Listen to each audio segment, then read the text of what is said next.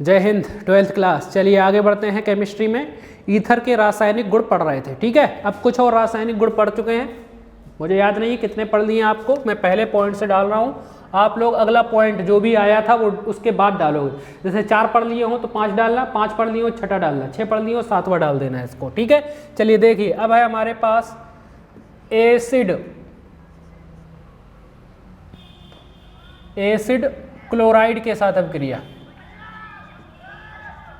Acid chloride के साथ अभिक्रिया, ठीक है। ईथर की अभिक्रिया कराने वाले हैं किसके साथ? एसिड क्लोराइड के साथ। एसिड क्लोराइड के साथ ईथर का सूत्र होता है ROR। ईथर का सूत्र क्या होता है? ROR। इसकी अभिक्रिया किसके साथ? एसिड क्लोराइड, अम्ल के क्लोराइड। अम्ल के क्लोराइड का सूत्र देखो क्या होता है? RCOCl। ये सूत्र है किसका? एसिड क्लोराइड का। एसिड से प्राप्त होते, अम्ल से प्राप्त होते। अम्ल जब पढ़ेंगे तो वहां पर देखेंगे एसिड क्लोराइड, ठीक है। इसके साथ अभिक्रिया करा रहे हैं। उपस्थित ली जाती है निर्जल जिंक क्लोराइड की, निर्जल जिंक क्लोराइड, ZnCl2, निर्जल जिंक क्लोराइड की। ईथर की अभिक्रिया एसिड क्लोराइड के साथ करा रहे हैं निर्जल जिंक क्लोराइड के उपस्थिति में। तो यहां से होता क्या है? एक R जो है एक Cl को अपने साथ लेता है और RCl बनाता है। RCl, alkyl chloride. RCl का मतलब क्या है? Alkyl chloride. ये बनाता है और ये बाहर निकल जाता है। अब देखिए क्या बचा यहाँ पर। यहाँ पर बचा RO और यहाँ पर क्या बचा? RCO। यहीं पर बचा। तो इन्हें इस तरीके से व्यवस्थित किया जाता है कि ये यौगिक प्राप्त हो जाता है। कौन सा यौगिक? वो देखो यहाँ पर RCOOR, यहां से लिखेंगे RCOOR। RCOOR इसे कहते हैं एस्टर। इसे क्या कहते हैं? एस्टर। कार्बोक्सिलिक अम्ल का ये एक यौगिक है। किसका? कार्बोक्सिलिक अम्ल से प्राप्त होता है। कैसे प्राप्त होता है वो बाद में देखेंगे अपन, ठीक है। तो फिलहाल यहाँ देखिए, ईथर की अभिक्रिया एसिड क्लोराइड के साथ निर्जल जिंक क्लोराइड की उपस्थिति में कराने पर एस्टर प्राप्त होते हैं। क्या प्राप्त होते हैं? एस्टर। एग्जाम्पल, R की जगह C2H5 लिखा, ओ ऐसा ही दूसरे R की जगह भी C2H5। डायएथिल ईथर है ये। कौन सा है? डायएथिल ईथर। इसी का उपयोग ज़्यादा कर रहा हूँ क्योंकि यही सबसे प्रचलित होता है। इस R की जगह CH3 रखा, CO ऐसा ही, Cl ऐसा ही। ये जो लवण है ये एसिटिक अम्ल से प्राप्त होता है, इसीलिए नाम होता है इसका एसिटिल क्लोराइड। एसिटिल क्लोराइड या बोलते हैं एसिटिक क्लोराइड। एसिटिल क्लोराइड वैसे ज़्यादा अच्छा रहता है। उपस्थित ली जाती है निर्जल जिंक क्लोराइड की, ZnCl2 की। तो अभी जो अभिक्रिया बताई थी वही होगी। यहाँ से एक C2H5 जो है एक Cl को अपने साथ लेगा और क्या बनकर? C2H5Cl बनकर एक तरफ हो जाएगा, यानी एथिल क्लोराइड। C2H5 का नाम क्या है? एथिल। Cl को क्या पढ़ते हैं? क्लोराइड। क्या बन गया? एथिल क्लोराइड बन गया। वो बाहर निकल गया। क्या बचा? यहाँ से लिखा जाएगा CH3COO C2H5, CH3COO C2H5, ये लिख दिया। CH3COO C2H5 लिख दिया। एस्टर का नामकरण इधर से किया जाता है। C2H5 का नाम है एथिल। C2H5 का नाम क्या है? एथिल। और ये एसिटिक अम्ल का लवण है, इसलिए बोलते हैं एसीटेट। एसीटेट क्या बोलते हैं? एसीटेट। नाम क्या है इसका? Ethyl acetate. कैसे नामकरण किया जाता है एस्टर का वो देखिए। अम्ल के नाम का इक हटाकर एड जोड़ देते हैं। जैसे ये CH3COOH, अगर H नहीं है, अगर यहाँ पर इसे नाम मानकर अपन H माने तो ये एसिटिक अम्ल का सूत्र है CH3COOH। एसिटिक अम्ल है। एसिटिक अम्ल का, ये एसिटिक अम्ल का ही एक यौगिक है। हाइड्रोजन गया, उसकी जगह ये जुड़ गया आके, इसलिए इसका नामकरण, एस्टर का नामकरण करने के लिए अम्ल के नाम का इक हटाकर एड जोड़ते हैं। एसिटिक का इक हटाकर एड जोड़ो, एसीटेट मिलेगा। इसीलिए क्या बोला? इधर से नामकरण करोगे एथिल एसीटेट। फार्मिक अम्ल होता तो एथिल फॉर्मेट। बात आ रही समझ में? इस तरीके से नामकरण हो जाता है इसका। तो चलिए सुनिए क्या लिखेंगे इस अभिक्रिया में। लिखेंगे कि ईथर की अभिक्रिया एसिड क्लोराइड के साथ, ईथर की अभिक्रिया एसिड क्लोराइड के साथ निर्जल जिंक क्लोराइड की उपस्थिति में कराने पर एस्टर प्राप्त होते हैं। फिर से सुन लीजिए, ईथर की अभिक्रिया एसिड क्लोराइड के साथ निर्जल जिंक क्लोराइड की उपस्थिति में कराने पर एस्टर प्राप्त होते हैं, ठीक है। तो ये हो गई हमारी पहली रिएक्शन आज की। चलिए अब दूसरी रिएक्शन कराएंगे। दूसरी रिएक्शन देख लीजिए। दूसरी आज की रिएक्शन है इस वीडियो की, किसके साथ? एसिड एनहाइड्राइड के साथ अभिक्रिया। एसिड एनहाइड्राइड के साथ अभिक्रिया, हाइड्राइड के साथ अभिक्रिया। एसिड एनहाइड्राइड जो है ये भी कार्बोक्सिलिक अम्ल का ही एक यौगिक है। तो ईथर का सूत्र होता है ROR, इसकी अभिक्रिया किसके साथ? Acid anhydride. सूत्र होता है RCO और एक ऑक्सीजन दोनों के साथ जुड़ी रहती है। ऑक्सीजन की संयोजकता 2 होती है, डबल बॉन्ड के साथ एक बॉन्ड के साथ जुड़ी रहती है। उपस्थित ली जाती है निर्जल जिंक क्लोराइड की, निर्जल जिंक क्लोराइड। ये है अपना ईथर और ये है एसिड एनहाइड्राइड, एसिड अम्ल का एनहाइड्राइड, एसिड एनहाइड्राइड। आगे देखेंगे कैसे बनता है ये, ठीक है।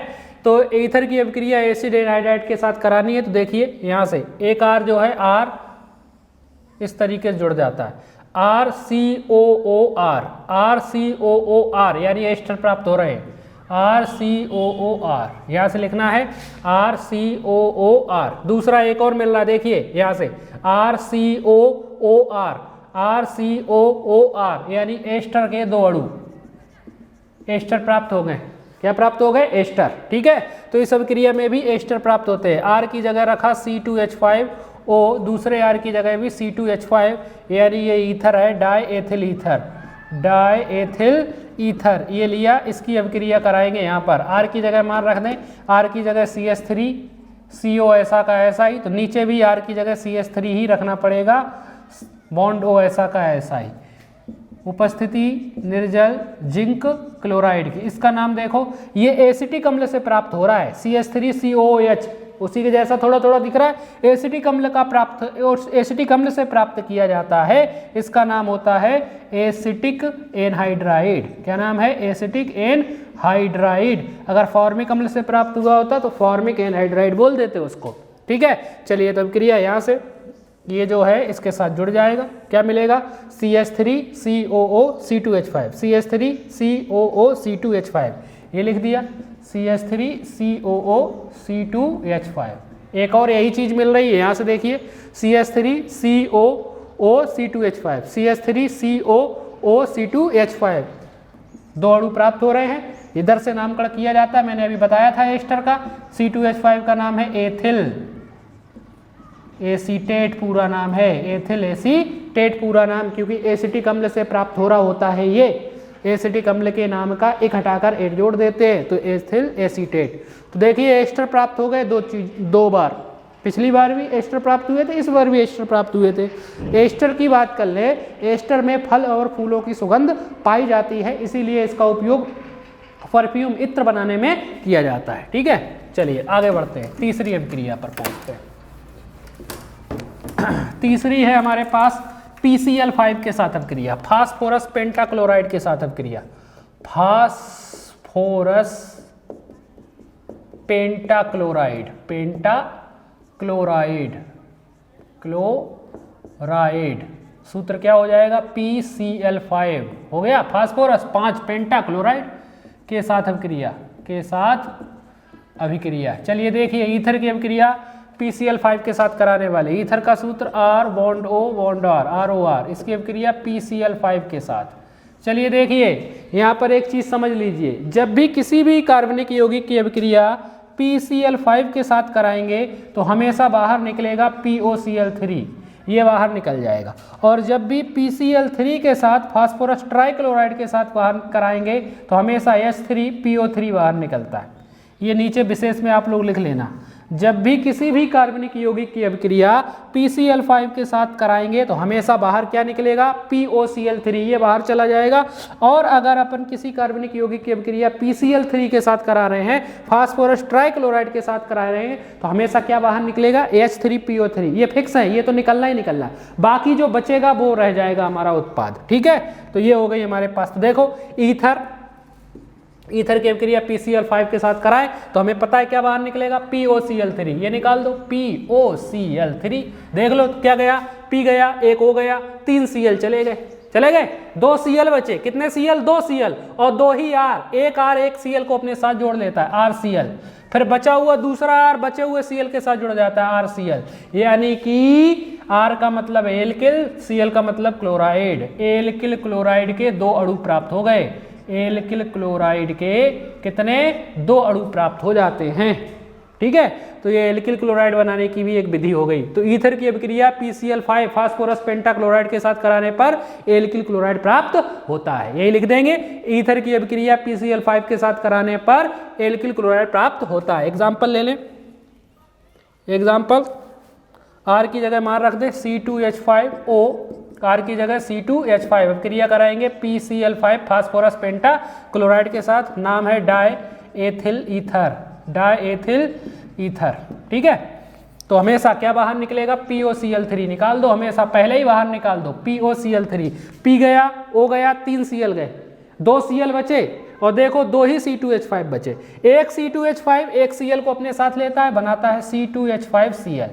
बचा हुआ C2H5 बचे हुए Cl को अपने साथ लेता है, फिर से बनाता है C2H5Cl, यानी 2 अणु। नाम C2H5 को बोलते हैं एथिल और Cl है क्लोराइड, तो नाम हुआ एथिल क्लोराइड। क्या नाम हुआ, एथिल क्लोराइड। तो इस अभिक्रिया में प्राप्त होते हैं एल्किल क्लोराइड। बात आ गई समझ में। तो फास्फोरस ईथर की अभिक्रिया PCl5 के साथ कराने पर एल्किल क्लोराइड प्राप्त होते हैं, फुल स्टॉप। ठीक है, तो ये आज की हो गई 3 रिएक्शन। नेक्स्ट वीडियो में अपन आगे बात करेंगे। काफ़ी वीडियो बना लिए हैं आज, इसलिए बैटरी इसकी डिस्चार्ज हो रही है। आपका काम है रिवीजन करना, अच्छी तरीके से आप लोग रिवीजन कीजिए। बस अभिक्रियाओं को कर कर के देखना है, बार बार कीजिए आप रिएक्शन को, पेन से लिख लिख के देखिए, बार बार रफ में लिख के देखिए। एक बार आपको याद होंगी, फिर आप लोग नहीं भूलोगे। ठीक है ना, आपको लिख लिख के याद करना है इनको, दूसरा कोई तरीका नहीं है आपका। ठीक है, चलिए यहीं पर ख़त्म करते हैं इसको। जय हिंद।